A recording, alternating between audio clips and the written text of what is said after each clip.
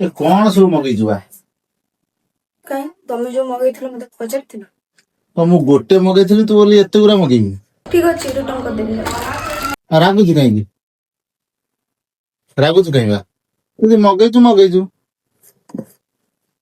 ହଁ ଠିକ ଅଛି ରାଗିବିନି, ରିଟର୍ନ କରିଦେବି। ନହେଲେ ଏତେ ଗୁରା ମଗେଇଛି ମୁଁ ରିଟର୍ନ କରିଦେବି ଆଉ।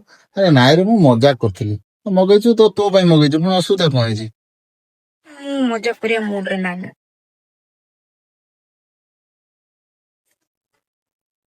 ତୋର କଣ ହେଇଛି? ତୁ କଣ ଆଜି ମୁହଁ ଟା ଶୁକେଇଛୁ? ମୁଁ କଣ ଡ୍ୟୁଟିରୁ ଆସିଲେ ତୋର ଏଇ ଶୁଖିଲା ମୁହଁ ଦେଖିବି? ସବୁବେଳେ କଣ ମୁଡ୍ ଟା ଭଲ ରହିବ ବୋଲି ଗୋଟେ ମାନେ ଅଛି? କଣଟା ହେଇଛି କହୁନୁ? ଆରେ କହ ବା, କହ କିଛି କଣ ହେଇଛି କହ। ଏଠି ବ କଣ କିଛି ହେଇଛି କହିଲୁ? କିଛି ହେଇନି। ଆରେ ମୁହଁ ଟା ଶୁଖିଲା କାଇଁ ଲାଗୁଛି? ମୁହଁ ଟା ଶୁକେଇ କାଇଁ ରହିଛୁ? ଭଲ ଲାଗୁନି, ହାଣ୍ଡି ମୁହଁ ଦେଖା ହଉଛି। କଣ ଭାବୁଛୁ କହ, ମତେ କହିବୁ ନା କାହାକୁ କହିବୁ? କହ ବା, କହୁନୁ କଣ ହେଇଛି କହ। ମୁଁ ଭାବୁଥିଲି ଗୋଟେ କଥା। କଣ ଭାବୁଥିଲୁ କହ? ଏ ମଣିଷ ମାନେ ଏତେ ସ୍ୱାର୍ଥପର କେମିତି ହୁଅନ୍ତି? ଆଉ ଦିଗୋଡିଆ ମଣିଷ ତ ସ୍ୱାର୍ଥପର ହୁଅନ୍ତି, ଆଉ କଣ ଦୁନିଆରେ ଆଉ କୁକୁର କଣ ସ୍ୱାର୍ଥପର ହେବେ? ଆମେ ତ କାହିଁ ସ୍ୱାର୍ଥପର ହେଇପାରୁନୁ? ଯାହାର ଯୋଉ ଭଳିଆ ପ୍ରକୃତି, ଯାହାର ଯୋଉ ଭଳିଆ ମନ। ଆଉ ହଉ ଛାଡ। କଣ ଆଣିଛୁ ସବୁ? ଅର୍ଡର କରୁଛୁ ବାହାରକୁ ଦେଖିଆ। ଦେଖା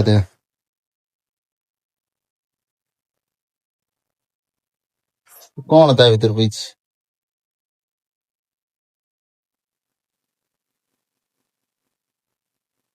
ଭେସଲିନ୍।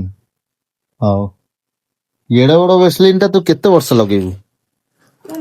ବର୍ଷ ସାରା ବୋଳିହେବି ତ। ହଉ ହାତ ଗୋଡ ସବୁ। ହଉ, ଆଉ କଣ ମଗେଇଛୁ କହ?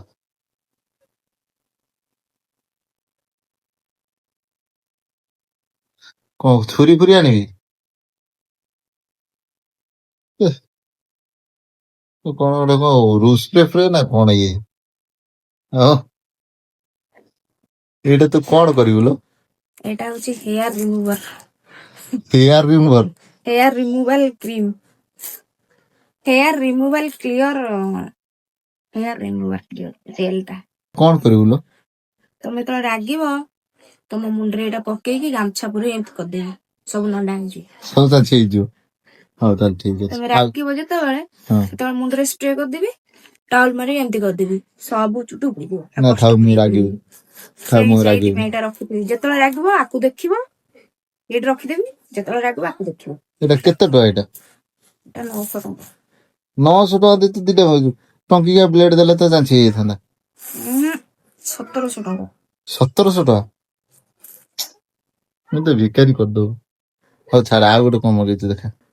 ହଉ ହେଲା, ରାଗେନା, ସବୁ ତୋରି ପାଇଁ। ଏମିତି କଲେ ମୁଁ ରିଟର୍ନ କରିଦେବି, କିଛି ରଖିବିନି। ନା ହଉ, ତ ସବୁ ତ ତୋରି ପାଇଁ ଆଉ। ମଗେଇଛୁ କଣ, ଖଟୁଛି ତୋରି ପାଇଁ ଆଉ।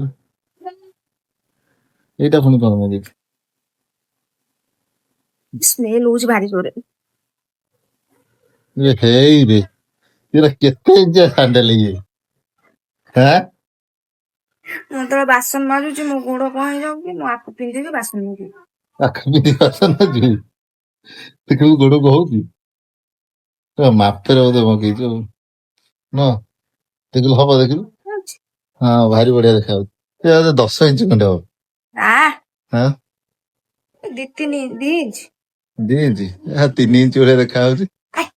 2 ଇଞ୍ଚ। ପିନ୍ଧି ଦେଖିବା ହଉଛି। ପାଣି ପଶି ଯାଉଛି ନା ମୋ ଗୋଡରେ, ସେଇଥିପାଇଁ ମୁଁ ମଗେଇଛି। ଦେଖିଲେ ହଉଛି? ଭଲ ହେଇଛି। ପିନ୍ଧୁନ ଦେଖିବା। ବଢିଆ ହେଇଛି ନା? ବଡ ହେଇଗଲା କି? ଟିକେ ବଡ ହେଇଯାଇଛି ଲାଗୁଛି। ଆଉ ରିଟର୍ନ କରି ଟିକେ ଛୋଟଟା ଆଣିବି। ହଁ, ଆକୁ ରିଟର୍ନ କରିଦବା, ଛୋଟିଆଟା ଆଣିବି। ଗୋଧୁଡା ଲାଗୁଛି। ସେ ପିନ୍ଧିଲେ ଅଭ୍ୟାସ ହେଇଗଲେ ଠିକ ହେଇଯିବ। ଏଟା ଟିକେ ରିଟର୍ନ କରିଦିଅ, ଆଉ ଛୋଟଟା ଟିକେ ଆଣିବା। ହଉ ଠିକ ଅଛି। ରବର ଟା ନା, ଟିକେ ବଡ ହେଇଗଲା। ହଉ, ଏତିକ ସଇଲା? ଆଉ କଣ ମଗେଇଲେ ଖୁସି ହବୁ ବୋଲି, ହାଣ୍ଡି ମୁହଁ ଛାଡିକି? ଯେତେ ତ ମଗେଇଛୁ, ଟଙ୍କା 3000 ଟଙ୍କା ବୋଧେ ମଗେଇଛୁ। ମୋର ଯେତେବେଳେ ଇଚ୍ଛା ହବ ମୁଁ ମଗେଇବି। ଇଚ୍ଛା ହେଲେ ମଗେଇବୁ? ମଗଉଛୁ ଯଦି ପଇସା ଖର୍ଚ୍ଚ କରୁଛୁ, ହାଣ୍ଡି ମୁହଁ ଟା କାଇଁ କରୁଛୁ? ଏତେ ରାଗି କଣ ପାଇଁ ଅଛୁ କହ? ଆଜି ଭଲ ନଥିଲା ମୋ ମନଟା ସକାଳୁ। ଓହୋ, ହଉ ଠିକ ଅଛି। ଏଥର ଖୁସି ହେଲା ନା ଆଉ ଅଛି? ହଉ ତାହେଲେ ଠିକ ଅଛି। ଆକୁ ପ୍ୟାକିଂ କରିଦେ, ମୁଁ ତାକୁ ରିଟର୍ନ ମାରିଦିଏ।